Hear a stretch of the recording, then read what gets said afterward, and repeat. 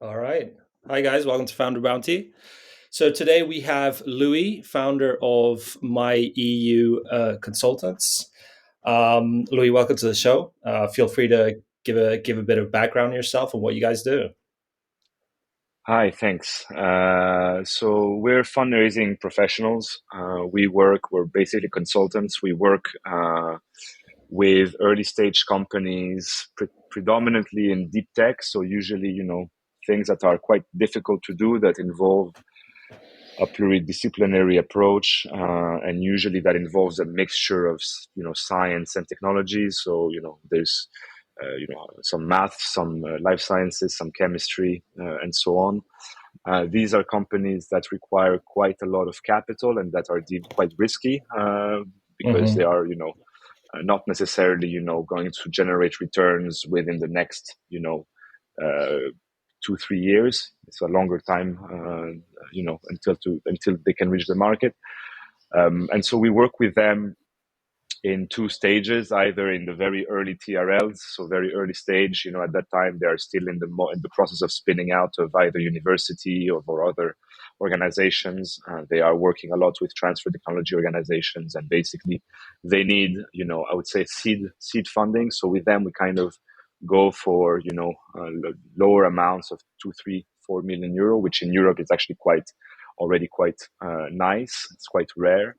And then we work also in later stages. This is probably where we basically focus the most. These are companies that are maybe 2 to 3 years from the market, or at least not scaled, but at least they can already start commercializing what they have. Their innovation is patented. They've already secured the initial funding rounds, and they have maybe a runway of 1 to 2 years. They come to us for more Series A, so market entry level funding, and Right. we work within a range of 5 to 20 million. We tend to work a lot with biotech, um, but of course it's not the only thing we do. But usually it's either healthcare, so healthcare biotechnology, or industrial biotechnology. By industrial, I mean usually it has industrial applications like new materials for aeronautics, or maybe new formulations for agriculture. This is the kind of work. And so what we do with them is to basically try to identify the right opportunities. We work a lot with the European Commission because they have a deep tech fund. And so we try to basically, connect them and prepare the groundwork for them to actually get funding, either for the European Investment Bank or for the European Commission, for those amounts. That's basically the gist of our work. Um, and yeah, Interesting. that's Okay, so what I wanted to do a little bit is, of course, is firstly concentrate on you as a founder and really go through, how you got into the space. Obviously, the European Union's been very active in helping early stage, tech or biotechs kind of moving forward, but really focus on, you setting up your own consultancy, and then at a later part, maybe give some advice onto early stage companies that are maybe looking to get grants or EU funding, and go through that process. So maybe firstly you could talk a little bit about how you got started, what interests you, what appealed to you in working particularly with the European Union, and we'll take it from there. well. So it all was a bit of an accident, to be honest. Like I've kind of ended up working in science and technology and funding, European funding in particular, when I started my career, if you can call that a career. But I have a background in political science and European politics. I was initially planning to actually work with the European institutions. I did some work in the European Parliament, so I was following that path. And then for some reason, I started working with an NGO, and in back in Athens, because this is where I'm from. And I just started to, work in the fundraising part. And so I started to develop some, skills there, and I became quite good at it. And I took that as a sign, and by accident, I think I just carried on. I ended up working for the Ministry of Enterprise of Sweden, also by accident. But at that time, I was in Brussels, and I was their guy, basically trying to find financing for their universities. At the time, we were working a lot on e-governance, so a lot of the e-signatures, the voting, e-voting, all of that. So it was a large-scale pilot that was being conducted in Europe. And this is how it basically started to work on fundraising for different types of organizations. And then simply by mistake, again, I started working in the field of consulting. In this case, servicing customers who are paying for a service, which was new to me. And this is how I ended up working with startups, the European startup landscape in a sense, and the European Union. So the European Union at that time, that was back in 2014, started to due to the crisis at the time, and also because of I would say, the overall wave of innovation that was coming, because the startup industry was something that was still widely underdeveloped here. But the Commission did foresee that it would arrive, and therefore they created the structures to be able to actually finance them. And this is how I got in. And then from there to, from being an employee to then creating my own company was simply just a natural evolution. So I can't really say that I didn't seem like taking a huge leap of faith in a sense, in becoming an Right. entrepreneur. I think it was just a very logical step. Yeah. And the math simply just made sense. It wasn't necessarily something that I wanted to break through and go into. Did you spend some time in Brussels in the heart of the European Union funding infrastructure, or? Yeah, I mean, I was living in Brussels at the time. I can't say that you'd see much of it there, but I was certainly living there. Our offices were, across the GRTD, which is responsible for these financing schemes that we are working with. Today I've moved, but our company is still based in Brussels, but I no longer live in Brussels. Got it. Got it. Yeah, no, that's pretty exciting being core and close to all the action that's going on there. So, when you did kind of start your company and your first connections into the space, I mean, I guess a lot of our listeners would want to know, how does it work, and how active is the European Union? But how did you take it and connect these companies and help them get funded? Well, first of all, there's a lot of different schemes. I mean, the European Commission is responsible for a significant amount of money and investments into research and technology, not just startups. I think the financial framework today that is being used to allocate financing to research and technology is worth 100 billion euros. It's enormous. Mm-hmm, A mm-hmm. lot of that will be provided for innovation, not just research, but overall innovation. And some of that will actually end up in the pockets of small and medium enterprises. Not to say startups, because startups is I think a bit of a doesn't really do Right. Yeah. justice to everything. But it really depends on what you have. I mean, we tend to work with extremely high risk projects, the likes of which will have, as an overall success rate statistically of 1%, 2%. But there are many other types of financing schemes that, are maybe not as attractive in terms of size and scope. But, that will actually also fund, I would say, maybe not, uh, the I would say the deepest tech or the riskiest projects, and that will probably be more available and more easy to get. Today, the Commission has understood, I think two things. One is, and that's purely, I'm not going to place any judgment on it, but they are stepping in to fill in a gap. They think that there is a market failure around those technologies in Europe, and that there Mm-hmm, isn't sufficient capital in order to finance them. mm-hmm. Compare, for instance, to what it can be in the UK or maybe in the The US, US. certainly in the Yeah. Yeah. US. Yeah. Um, but and so they are basically coming in and they want to basically fill in that gap. Um, and so they have put this, 10 billion euro fund to try to mitigate those risks and market failures. For these technologies, they are really going into extremely risky, what they call strategic technologies, sovereign technologies, or at least technologies that should remain sovereign, which can be AI, which can be biotechnology, which can be quantum computing, because they just don't want to see those skills that just drain into other continents. So it's this is, I think, the reasoning. And why do you think that is? I mean, U.S. private investors are obviously a lot more prone to risk and taking risk. And do you think European investors generally, European Union understands that private investors here are a lot more risk averse, and so really needs to step in and get involved and help these companies get off the ground?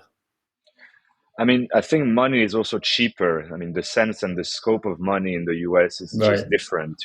There, I think besides the risk, I think that just the risk is also less risky. Whereas in Europe, I think first of all we have a different mindset. I think this is changing, of course, but we don't have the size of the size of the Of investment course. Yeah. that we Yeah. have Yeah. there. So even per valuations tend to be higher.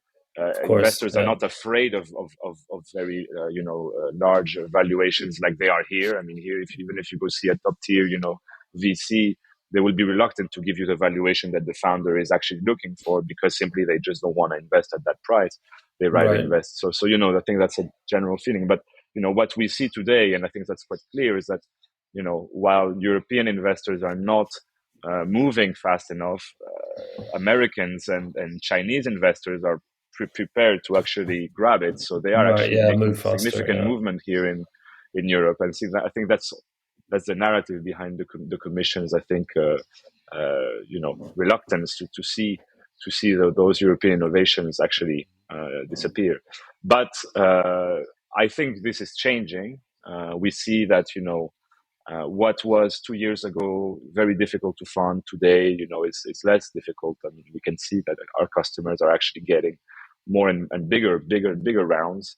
So I think that's something that eventually will normalize. But still, the commission is still there to plug in these holes, and That and, gap. and, and Yeah. this is where we come in. So we are basically helping them create, I would say, the narrative, and I think the applications require. I mean, the level of quality, so that they actually can get through to the commission in the commission's language, in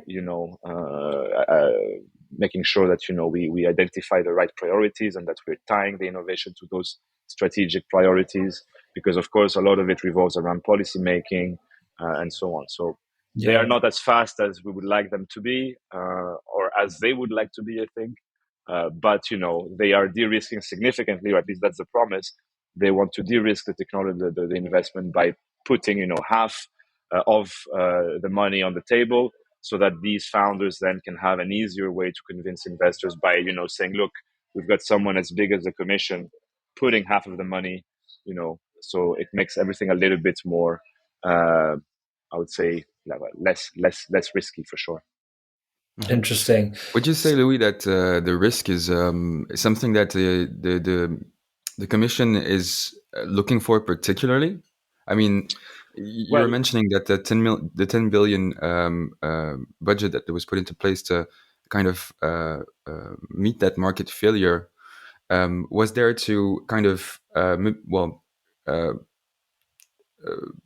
mitigate what the American and the Chinese markets were doing in terms of risk assessment and willingness to enter a market with that risk. So again, to kind of reformulate, is it? Do you think that that is that direct response, and is risk something they're particularly looking for in those regards? I think what it's important to note is that they are basically looking for projects that will fulfill the promise, of, for instance, decarbonization or of quantum and so on, and that today these technologies have more difficulty in identifying the right investor and convincing the right investor. So uh, when I say risk, I mean it from an investment perspective. any technology that is, of course, I would say top tier, obviously tend to be uncertain, especially if, but in specific sector, if you look at clinical, trials, for instance, or validations and so on, the risk is quite significant. And so in many cases, these companies do not have the resources to go as fast as they should, right? And I think that's Right, where they right. come in. That's where they come in. They're basically there to assume a part of the risk because they provide what they call patient capital. So it's investments that do not necessarily need to generate returns in 2 or 3 years, like a typical VC fund would look at it. Right, right. And instead, they are basically looking at a time frame of 10, 15 years. You can use their investments as a leverage to actually attract more because of their brand, uh, you know, assuming it's good. But ultimately, this is and they act a bit like a silent partner. So they're only there to provide capital. They're not there to start steering the company like a VC would do with a couple of board seats. You know what I mean? Understood. I mean, and in terms of coming back to your company, so you believe that startups, let's say you saw the opportunity that they didn't understand the language of, the European Commission and the investors there. They needed guidance in order to, obtain these grants and these funding. And so you kind of stepped in and became that facilitator between the two. Is this something that you've seen a lot of interest from the startup side and the commission side from both sides, looking for someone to help fill that gap? I mean, we're not just here to write a proposal, right? I mean, first of all, it's a profession that today exists. Huh? I mean, we're not the only ones here. And by the way, I'm on the board of the Federation of the Association of Innovation Consultants, which gathers and all other consultants like such as me. Um, and so we can tell that we're actually quite a lot of us. But what because these are inherently complex dossiers, but also they are actually very competitive. They need someone to tell them whether they will have any chance or not. Yes, of And I think course. that's something that a lot of the founders, I think, Yeah, struggle with because they're not they haven't failed 50 times like we have until they got it right. So they don't have that wealth of experience that we can provide on that domain. So by looking at statistics, by speaking with the commission on a regular basis, by understanding what they want, you can start to basically tailor your offer so that you pick got it. as many cases you believe can pass. Of course, not everybody wins. There's Of absolutely a course. risk. It's a high risk endeavor, especially considering the number of hours you need to Mhm. go through to prepare something that will be competitive. However, it's not. It's more in, I think, in that domain, in that respect, that we are appealing, uh, to Got them. it. Yeah, totally understand that. Okay, so in terms of, let's say, advice to, let's say, younger companies that would be looking for, grants, innovation, expertise, and also help facilitate, navigate the landscape, because obviously, it's quite a complex, long applications, not easy. I mean, what would be, let's say, your advice for the best bet to help get your company funding? What is the EU looking for? What sectors, particularly at this moment in 2022, is there a particular vertical they're looking at? And yeah, what would be, how would you go about it if you were a younger European company? And also tell us if Israel is included in this domain of the European Union currently, and if the European Commission is looking at that country as well. Yeah, Israel is included. Basically, all countries who have contributed to the Horizon Europe budget are eligible. So it goes beyond just Europe. So Norway, Iceland, are there. Turkey is in. Israel is in. We have a lot of our customers actually that are there. Um, in terms of sectors, I mean, I think the most important is to really have a technology that relies heavily on science, that is basically a breakthrough in a scientific discipline, and that basically will have a very clear market application. um, I'm not just referring to the Series A financing, but it's basically you need to be able to have something that goes significantly beyond the state of the art. Anything that is small scale innovations, high tech, internet based SaaS services, all of that are gone from the commission scope. These tend to be funded quite Right. easily on the market. They don't require a lot of investments. The validation of those technologies can happen quickly, and so the proof of concept, and then the market validation doesn't require a lot of capital, and is not inherently risky. You could start one, fail, and then carry on with your life without having lost a lot of money.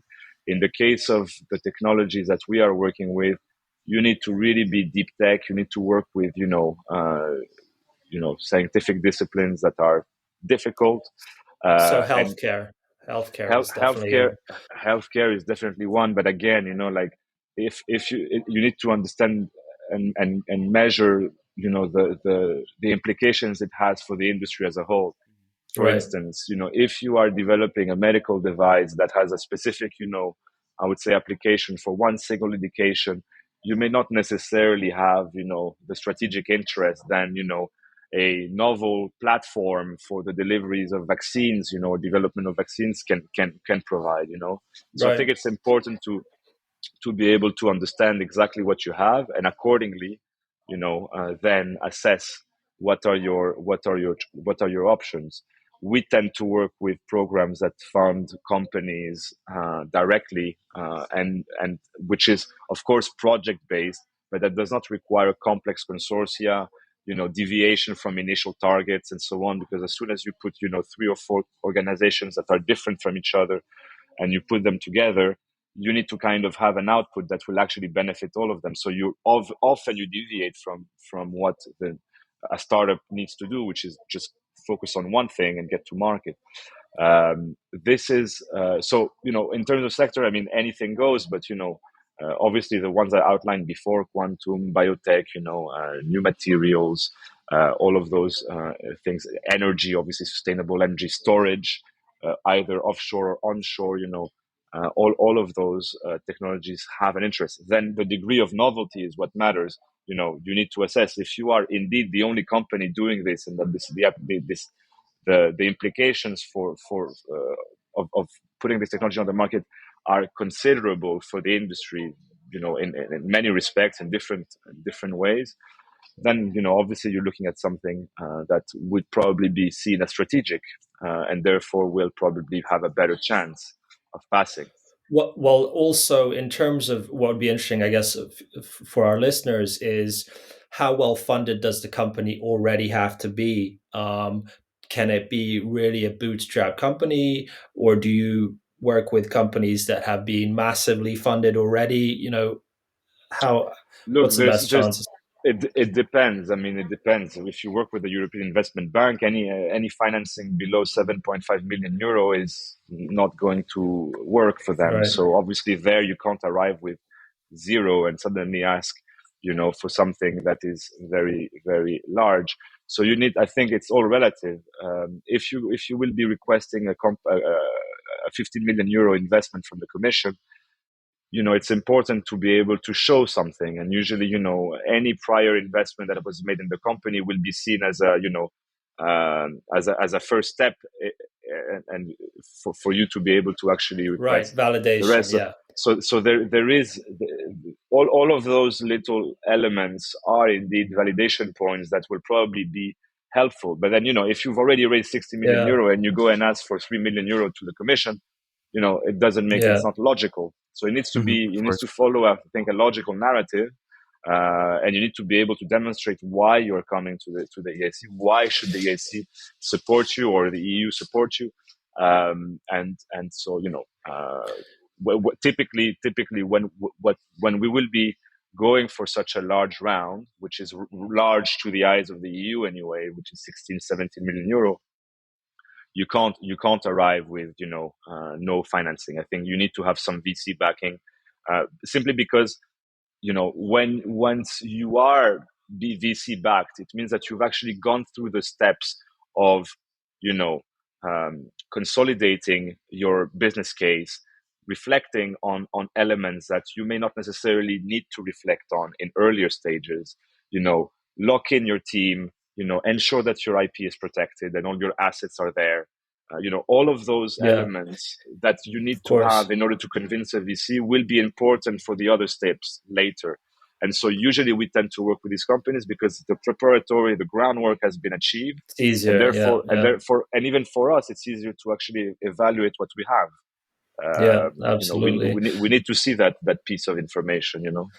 Well, and leading on from that, one question I guess that would be interesting is how long does the process take from start to finish? And then also as a follow-on to that, what exactly does the, let's say, European Investment Bank or the innovation grants, what do they take? Do they take a board seat? Do they take equity? Is it a grant? If you could talk a little bit about that, that would be great as So well. the type of financing we work with usually will take anywhere between 6 months and 18 months, Right, simply because the money might, comes in different tranches. And so, sometimes you need to foresee some delays. Right now, the commission is very overwhelmed. I think that, their IT systems, because they kind of revamped them, are not really on par. So there are customers who, theoretically won for like back in the summer and who are still waiting to sign the agreement. So, this is unusually long, but, it can happen.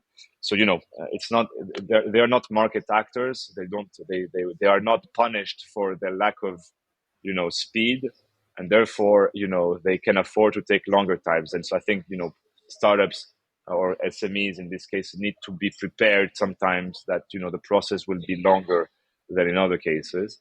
But right, I think 6 months to 18 months is a good indicator. So when you are applying for something like this, you need to consider that it's a nice to have, not your full strategy. And second of all, you need to plan ahead. So you need to start working on this not for the next round that will close in 6 months, but most likely for the right. round after. Because of course the commission will basically need its time to do its due diligence, to give you the term sheet. And once the term sheets arrive, then they give you 12 months, 18 months to actually close the round. So, Got it. go for bigger amounts than you need in the next 6 months. And, be prepared to basically leverage that, not for, the immediate funding round that you need to close now, but for the one after. The terms are usually the following: whether it's a loan from the EIB or if it's an investment from the European Innovation Council, they will provide 50% of the round. So they'll give you 2.5 million euro of subsidies that you don't need to repay, but then you need to take also an investment from them, whether it's 2 million or 15 million.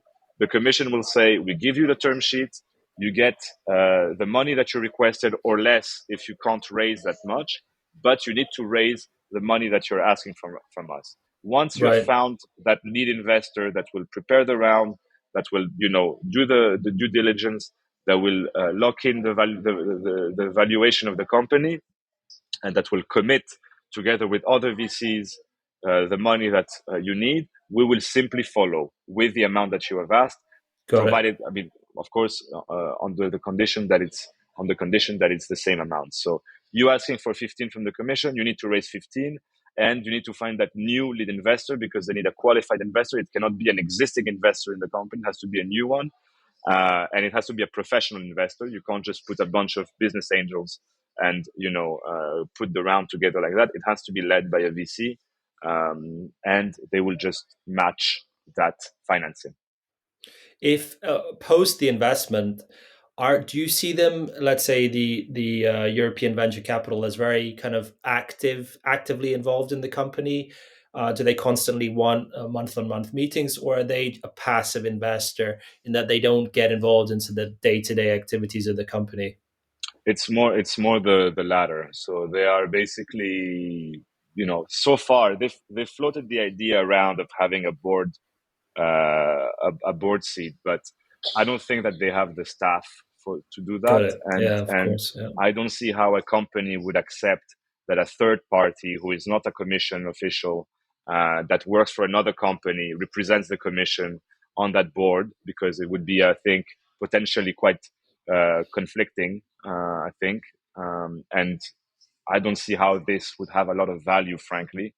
Uh, Yeah. so given you know the commission doesn't have a network, doesn't work to maximize its investment, they don't really know how to do this. So I don't see how adding a board member would, change that in any way. Right.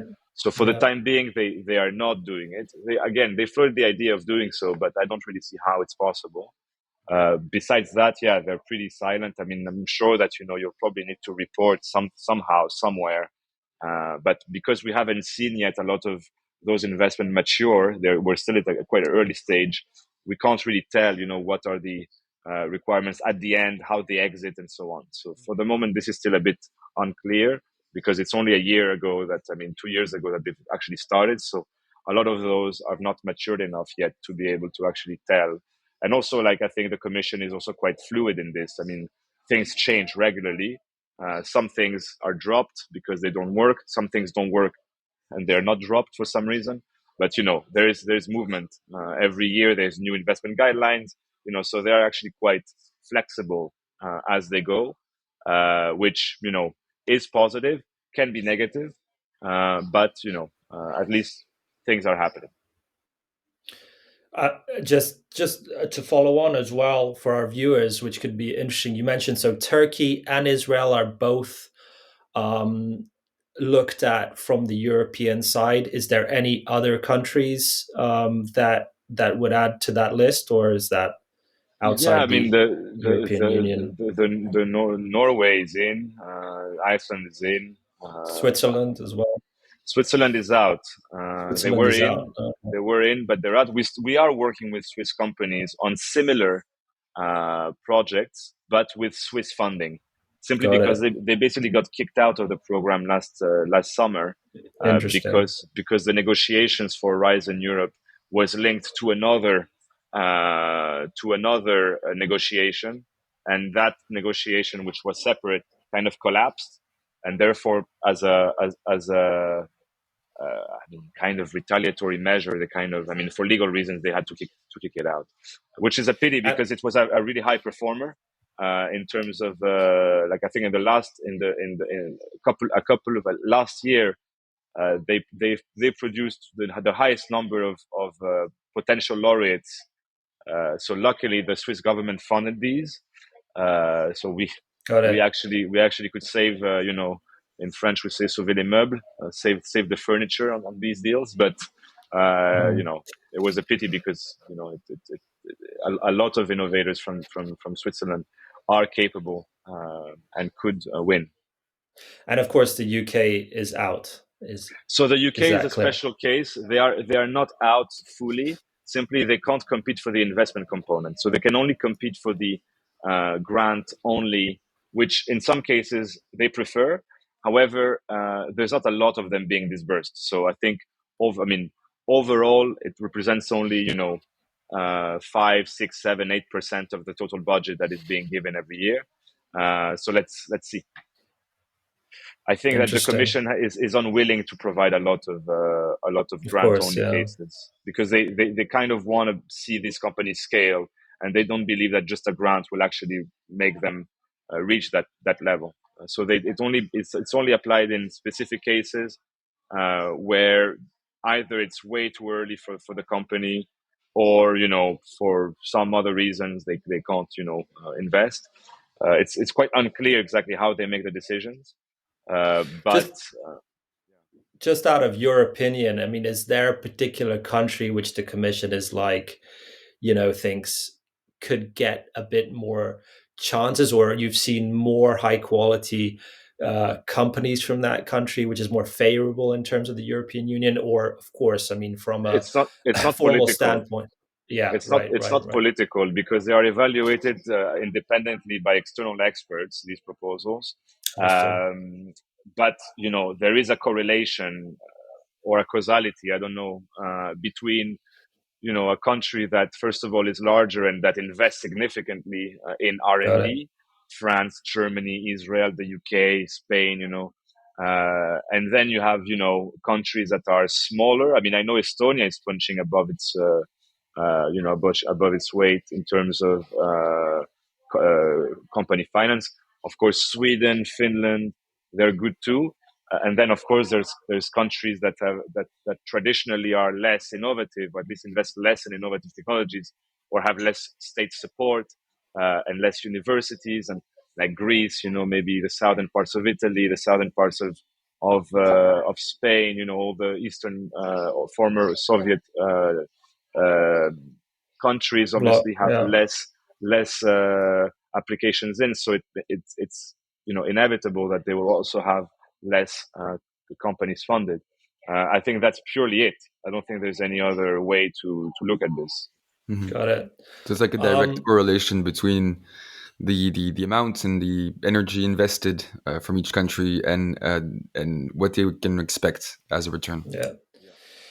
No, really, really interesting for our listeners. Is there any last points, let's say, for early stage companies that you would give out? I mean, you've given us a really interesting overview of, the holding funding process, and inside information into how the EC, let's say, looks at European companies. Is there any kind of last points that you could give out to our viewers that could be interesting for them to know before they take the next steps and moving forward?